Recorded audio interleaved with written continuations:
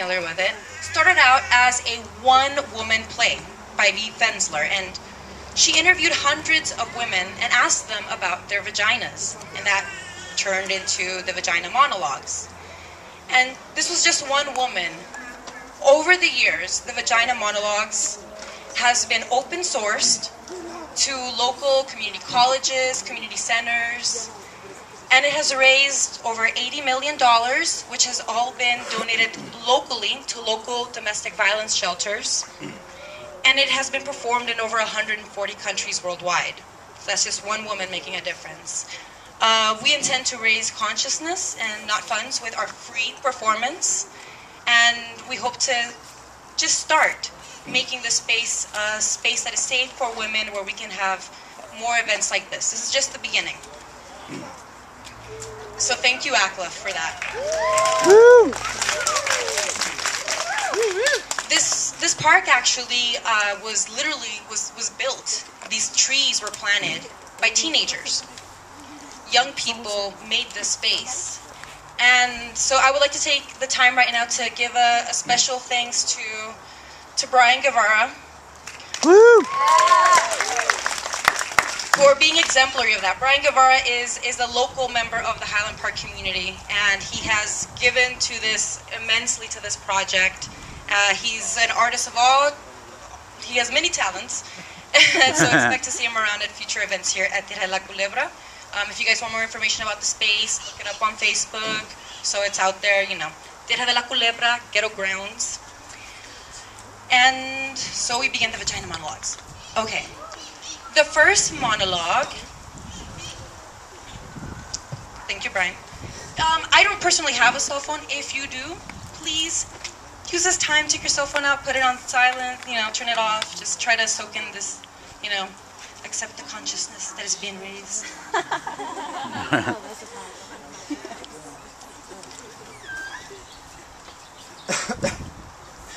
This is Brian's cell phone. This is what a cell phone looks like. Take yours out and put it on silence. Turn it off.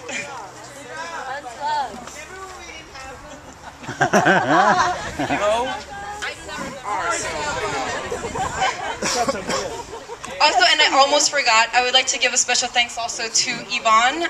Yvonne, actually, she created that image that you see on the back there, and which is also in the zine, in the handheld mirrors you now have. Thank you, Yvonne. Okay, so the first monologue is about a subject that, although it occurred in a lot of the different interviews, was often fraught. The subject of that monologue is hair. Woo! You cannot love a vagina unless you love hair. Many people do not love hair. My first and only husband hated hair. He said it was cluttered and dirty. He made me shave my vagina. He said it looked puffy and exposed and like a little girl. This excited him. When he made love to me, my vagina felt the way a beard must feel. It felt good to rub it and painful, like scratching a mosquito bite. It got all irritated and there was these screaming red bumps. I refused to shave it again. Then my husband had an affair. When we went to marital therapy, he said he screwed around because I wouldn't please him sexually. I wouldn't shave my vagina. The therapist had a German accent and gasped between sentences to show her empathy. She asked me why I didn't want to please my husband. I told her I thought it was weird. I looked so little down there when there was no hair, and I couldn't help talking in a baby voice, and it got all irritated, and even calamine lotion wouldn't help it.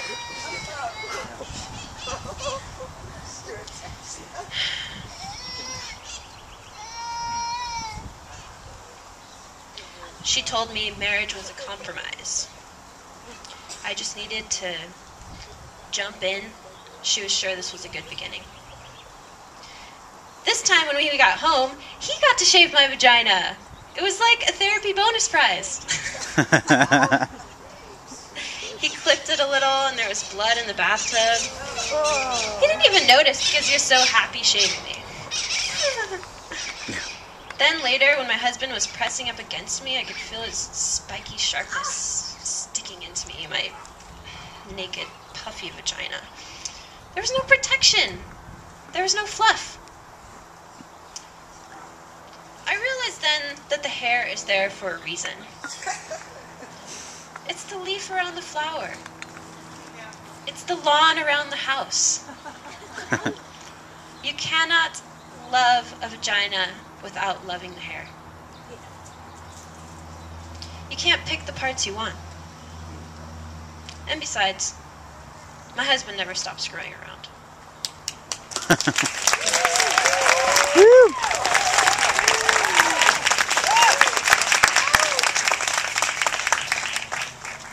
A group of women between the ages of 65 and 75 was interviewed. These interviews were the most poignant, possibly because many of these women had never had a vagina interview. One woman who was 72 had never even seen her vagina. She watched herself in the shower, but she never actually looked at it consciously. She had never had an orgasm. At 72, she went into therapy, as we do in LA. And with the help of her therapist, she went home one afternoon by herself, lit some candles, drew a bath, played some music, and she got down with herself. She said it took her over an hour because she was arthritic. But when she finally found her clitoris, she said she cried. This monologue is for her. Woo!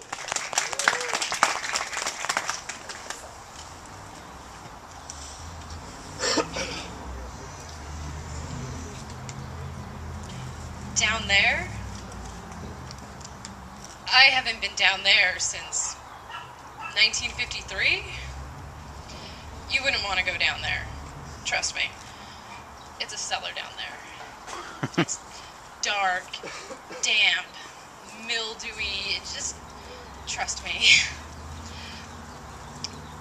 There was no accident. Nothing caught on fire or blew up or anything. Nothing so dramatic, but... Well, never mind. I couldn't talk to you about this. What's a smart girl like you going around asking old ladies about their down theirs for anyway? We didn't do that kind of thing when I was a girl. Alright. His name was Andy. And he was cute. He'd ask me out for a date in his car. We went parking. Like, I can't talk to you about this. Jeez. You just know it's down there. It's the cellar, you know? Every house has one, or else you'd be sleeping in the basement. But you don't see it, and you don't think about it. You know it's there, though. You hear rumbles sometimes, pipes creaking, little animals and things get caught in there. Sometimes things get wet and people have to come and plug up the leaks. Otherwise, the door stays closed. You forget about it. Oh, right. Andy. So Andy was a catch. That's what we called it in my day. He had the best car. Chevy Bel Air with a white paint job. Felt so big in that car. I have long legs.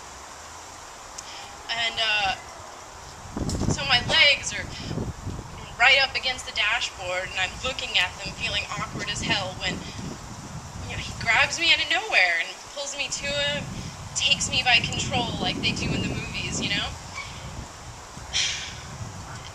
And I got excited. Very excited. There was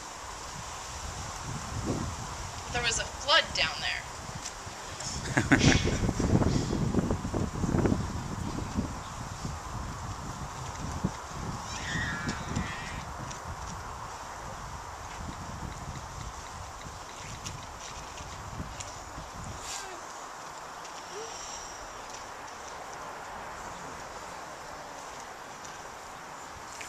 control it. It was a force of passion, a river of life, and it was staining his car seat. It wasn't pee, and it wasn't smelly. Well, I didn't think it was. Andy said, that it smelled like sour milk, and I was a weird, stinky girl. I wanted to explain that I wasn't normally like this. But what was I normally like? I don't know. I wanted to explain, but all I did was try and wipe it up with my dress, and it was the best dress, and it looked so damn ugly with the flood on it. He never said another word to me after that. He drove me home, and I got out of the car, and when I closed the door, I closed the whole store. Never opened for business again.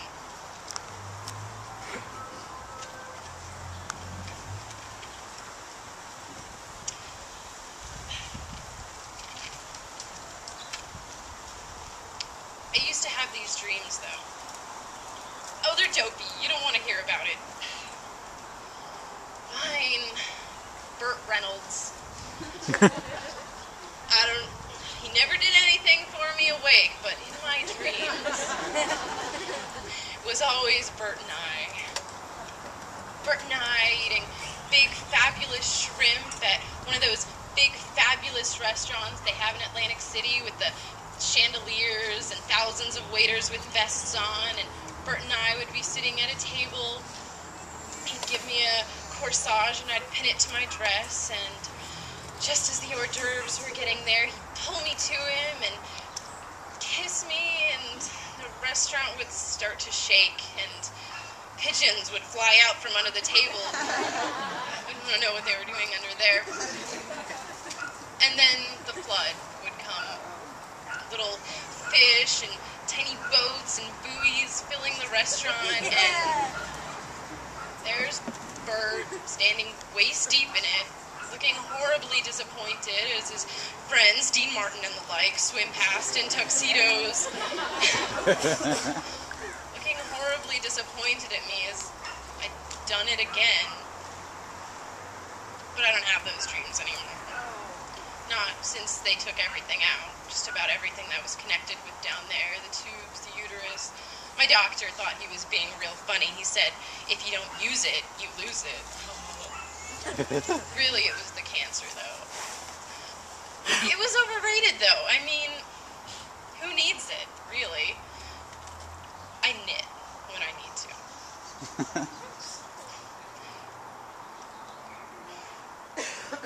You know, I've never talked to anyone about this before, and I feel a lot better.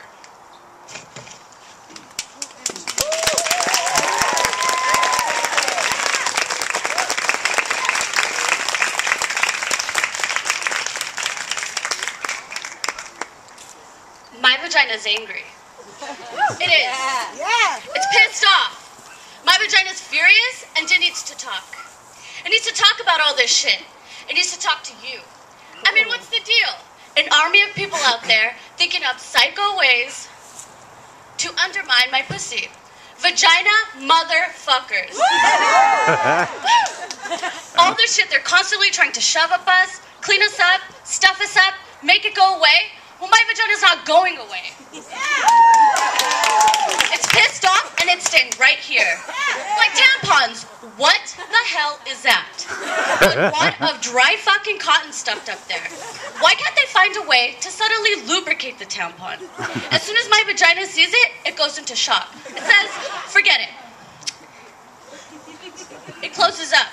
You need to work with my vagina. Introduce it to things. Prepare the way. That's what foreplay's all about. You gotta convince my vagina. Seduce my